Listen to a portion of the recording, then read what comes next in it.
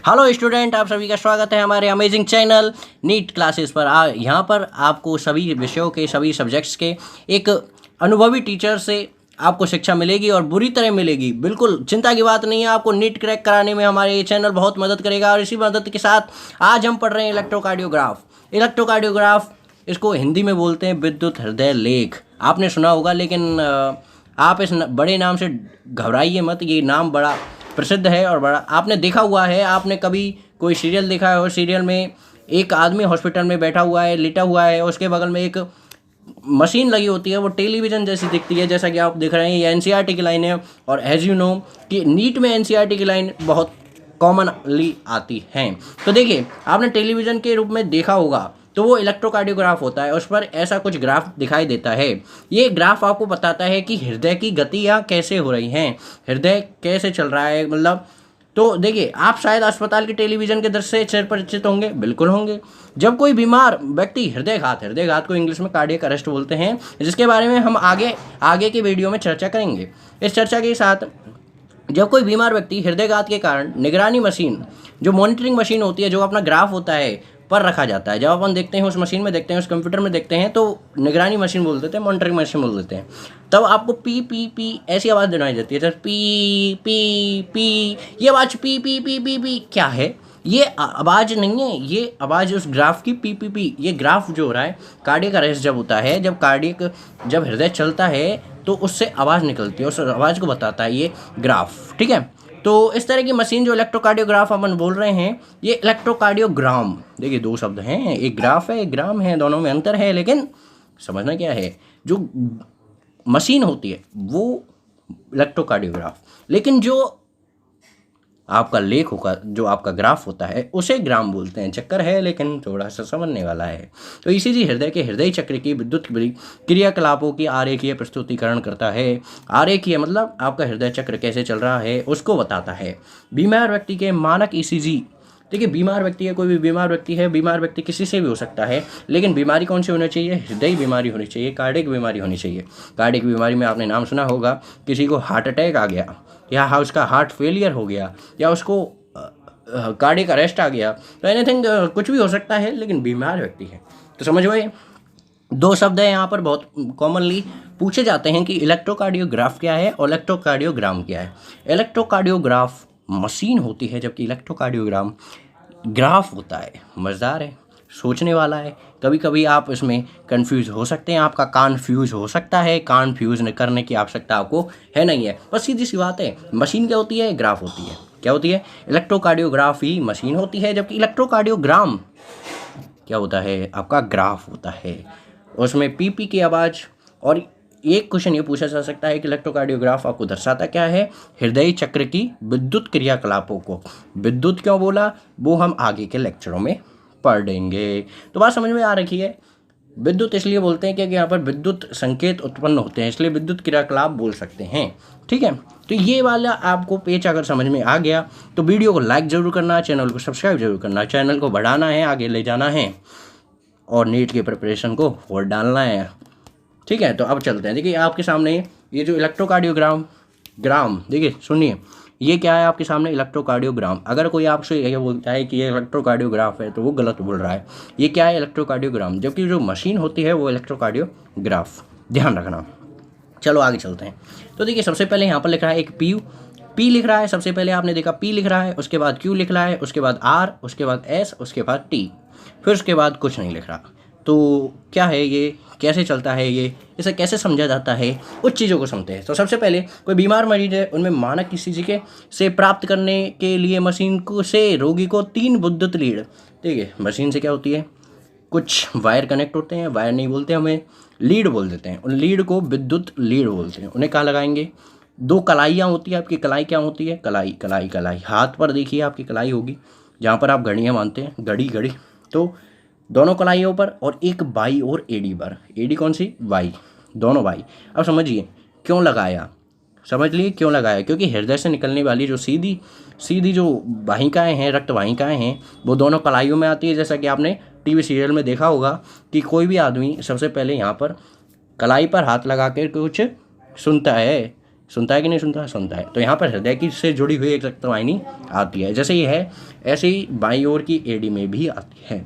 तो तीनों पर क्या लगाएंगे? विद्युत लीड लगाएंगे। ध्यान रखना, क्वेश्चन पूछा जा सकता है कि जब भी हम किसी का इलेक्ट्रोकार्डियोग्राम में अगर कोई भी ग्राम देख रहे हैं, इलेक्ट्रोकार्डियोग्राम देख रहे हैं, तो अपन को कितनी लीड लगानी पड़ती है? 3 लीड लगानी पड़ती है। कहाँ कहाँ लगानी पड़ती है? 2 कलाइयों पर और 1 बाईं ओर की एडी पर। बहुत अच्छा क्वेश्चन है।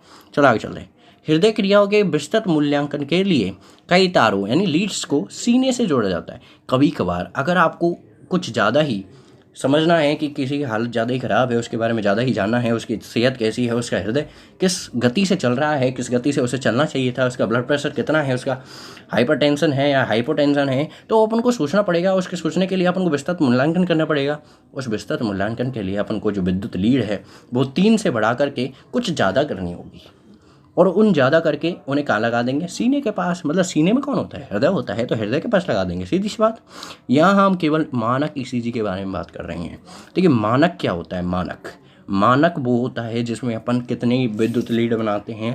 3। तो क्वेश्चन पूछा जा सकता है कि मानक ईसीजी में कितने विद्युत लीड होते हैं? 3। जबकि क्वेश्चन आ गया कि ईसीजी में कितने विद्युत लीड होते हैं, तो सर आपके पास यहाँ पर कुछ भी हो सकता है। ऑप्शन 3 भी, 4 भी, 5 भी, 6 भी, कुछ भी सही हो सकता है, क्योंकि वो मानक नहीं है। तो क्वेश्चन पर हमेशा गौर करते रहिए। देखिए अभी एनसीईआरटी के हमने सिर्फ एक पैराग्राफ और दूसरे पैराग्राफ की कुछ 4-5 लाइनें पढ़ी हैं, और मैंने आपको नीट के अभी तक 5 क्वेश्चन जो टॉप क्वेश्चन हैं इसमें बन सकते हैं वो जरूर बताएं। और ये ध्यान रखना, ईसीजी इसमें से क्वेश्चन हमेशा आता है। ठीक है, चलो आगे चलते हैं। तो मानक ईसीजी के बारे में बात करेंगे, स्टैंडर्ड ईसीजी के बारे में बात करेंगे। ईसीजी मतलब इलेक्ट्रोकार्डियोग्राम, इलेक्ट्रोकार्डियोग्राम मशीन या ग्राफ।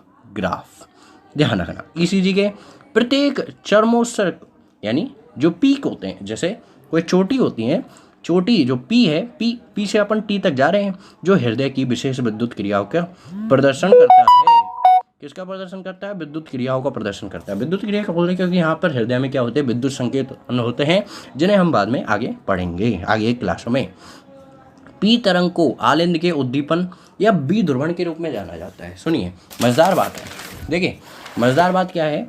मजेदार बात यह है कि आलिंद क्या होता है और निलय क्या होता है। एज वी नो, हृदय में 2 कक्ष आलिंद के होते हैं और 2 निलय के होते हैं। आलिंद ऊपर वाले होते हैं, निलय नीचे वाले होते हैं, ऐसा कि आप जानते हैं। तो आलिंद के उद्दीपन यानी जो भी उसमें उत्तेजना उत्पन्न हो रही है, और बी ध्रुवण का शब्द बोल सकते हैं डीपोलराइजेशन, जिसमें उसमें ध्रुवणता उत्पन्न हुई, और वो ध्रुवणता क्या हो रही है? बी ध्रुवण यानी कम हो रही है। ठीक है, आलिंद का उद्दीपन हो रहा है, ठीक है, उसके रूप में दर्शाया जाता है। तो थोड़ा सा उठा हुआ हिस्सा पी कहलाता है।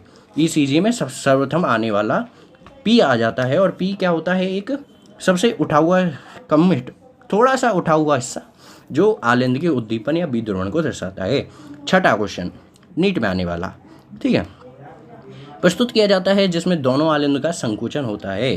देखिए अगर पी आ गया, आप इलेक्ट्रोकार्डियोग्राफ देख रहे हैं, उसमें ग्राम को देखा, और ग्राम को देखते ही आपने देखा कि उसमें पी लिखा आ गया, एक छोटा सा क्या हो गया? उभार आ गया।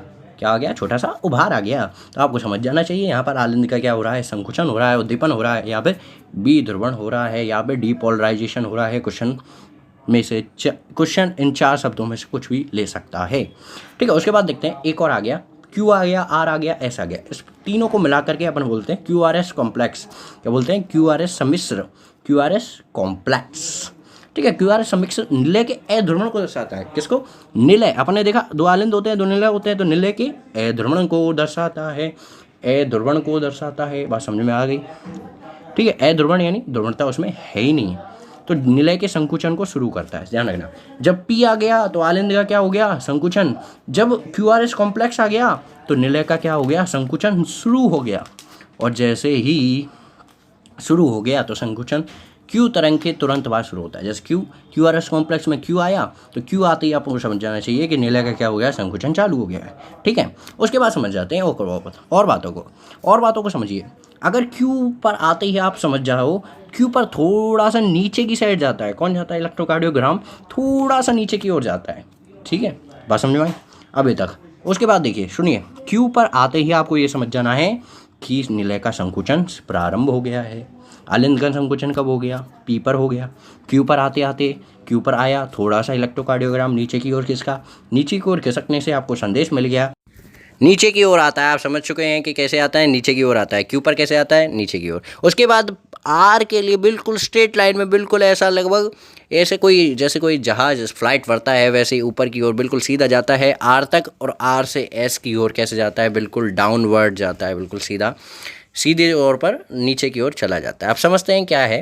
देखिए क्यू पर अपन ने जाना कि क्या हो जाता है, किसका संकुचन प्रारंभ हो गया? अपन ने देखा था किसका संकुचन प्रारंभ हो गया था? सोचिए सोचिए, जल्दी बताइए जल्दी बताइए। निलय का संकुचन प्रारंभ हो गया था। सुने आपने देखा कि निलय का संकुचन कहाँ प्रारंभ हो गया था? क्यू पर प्रारंभ हो गया था। संकुचन क्यू तरंग के तुरंत बाद शुरू हो जाता है, जो प्रकुंचन की शुरुआत का द्योतक है। देखिए संकुचन कहाँ था चालू हुआ? क्यू तरंग के बिल्कुल बाद। तो सिस्टोल जो प्रकुंचन है उसका क्या होता है? ये द्योतक होता है। उसका क्या होता है? मानक होता है, मात्रक होता है, लगभग लगभग। तो आप समझिए। अब देखिए क्यू आर एस कॉम्प्लेक्स पर आपने ये समझा कि निलय का क्या होता है? निलय का क्या होता है? अध्रुवण होता है। तो क्यू आर एस सम्मिश्र बोलो, क्यू आर एस कॉम्प्लेक्स बोलो, उसका क्वेश्चन बन सकता है कि ये क्या दर्शाता है? निलय का अध्रुवण दर्शाता है। निलय का संकुचन कहाँ प्रारंभ होता है? क्यू पर प्रारंभ होता है। आलिंद का संकुचन कहाँ पर प्रारंभ होता है? पी पर प्रारंभ होता है। आलिंद का बी ध्रुवण कहाँ पर होता है? पी पर होता है। निलय का बी ध्रुवण अध्रुवण कहाँ पर होता है? क्यू आर एस कॉम्प्लेक्स पर होता है। बात समझ में आ रही है तो वीडियो को लाइक, चैनल को सब्सक्राइब, ये तो आपका धर्म होना चाहिए। चलो आगे चलते हैं। आगे सोचिए, आगे है टी। कौन है? टी दिख रहा है। तो टी तरंग निलय की उत्तेजना से सामान्य अवस्था में वापस लाने की स्थिति को प्रदर्शित करता है। किसकी उत्तेजना को? कौन उत्तेजित हुआ था? आलिंद हुए थे, निलय हुए थे। तो उनको क्या करता है? सामान्य। तो टी तरंग किसको? निलय की। निलय जो नीचे वाले दो निलय होते हैं, बड़े बड़े होते हैं, तो उनको क्या करता है? हाँ, तो ये क्या करते हैं? निलय की उत्तेजना से सामान्य अवस्था में वापस लाते हैं। जब हृदय वापस आता है तो उसको कौन दर्शाता है? टी दर्शाता है। इसमें भी छोटा सा उभार आता है, लेकिन पी से थोड़ा सा बड़ा आता है। क्वेश्चन पूछा जा सकता है कि सबसे बड़ा उभार कहाँ आता है? क्यू आर एस कॉम्प्लेक्स पर। सबसे कम पी पर। पी क्या दर्शाता है? आलिंद का बी ध्रुवण। टी क्या दर्शाता है? सामान्य अवस्था में किसका लाना?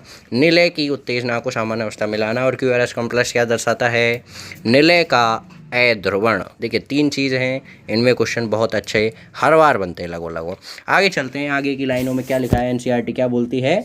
स्पष्टतया एक निश्चित समय में क्यूआरएस कॉम्प्लेक्स की संख्या गिनने पर एक मनुष्य के हृदय स्पंदन की दर निकाली जा सकती है। जैसे क्यूआरएस कॉम्प्लेक्स है, ये बड़ा होता है, इस बड़े को देखने में अपन को आसानी होगी। तो इस बड़े को अपन जितनी बार गिनेंगे, 1 बार गिना, 2 बार गिना, 3 बार गिना, तो इससे क्या पता चलेगा? आपकी स्पंदन दर पता चलेगी। आप कितनी बार आपका दिल धड़क रहा है इसके बारे में पता चलेगा। जैसा कि आप जानते होंगे कि मनुष्य का हृदय 1 मिनट में 72 बार धड़कता है। जैसा कि आप सामान्य मनुष्य में ऐसा ही होता है, बच्चे में कुछ ज़्यादा होता है, और आप बाकी के हम आगे की क्लासों में बातचीत करेंगे। आगे चलते हैं। आगे की लाइनों में क्या लिखा हुआ है?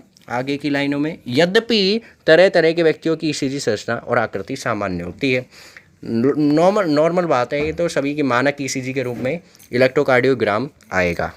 इस आकृति में कोई परिवर्तन की संभावित असामान्यता अथवा बीमारी को इंगित करता है। देखिए क्वेश्चन है कि अगर किसी का ईसीजी सही आ रहा है तो वो क्या सामान्य है या असामान्य है? तो देखिए क्वेश्चन अच्छा है, लेकिन क्वेश्चन में थोड़ा समझने वाली बात है। अगर ईसीजी सामान्य है, ईसीजी बिल्कुल मानक ईसीजी के समान है, तो ये समझ जाना चाहिए कि उसका हृदय, जो हृदय से संबंधित कोई भी बीमारी है वो क्या है? उसकी सही है, उसमें कोई प्रॉब्लम नहीं है। लेकिन अगर उसको कोई दूसरी प्रॉब्लम है तो वो हम नहीं कह सकते। तो ठीक है, उसके आगे चलते हैं। उसमें और कुछ तो ज़्यादा कुछ लिखा नहीं है, लेकिन मैंने आपको लगभग एनसीईआरटी से 2 पैराग्राफ पढ़ाए हैं ईसीजी के लगभग, और ईसीजी में 2 पैराग्राफ आते हैं। उन पैराग्राफों में हमेशा एक क्वेश्चन नीट में बिल्कुल फंस जाता है। इसमें 4 ऑप्शन आएंगे और आपको क्रैक कर जाना है। मैंने आपको लगभग 8 क्वेश्चंस बताए हैं। 8 क्वेश्चंस आप समझ जाए।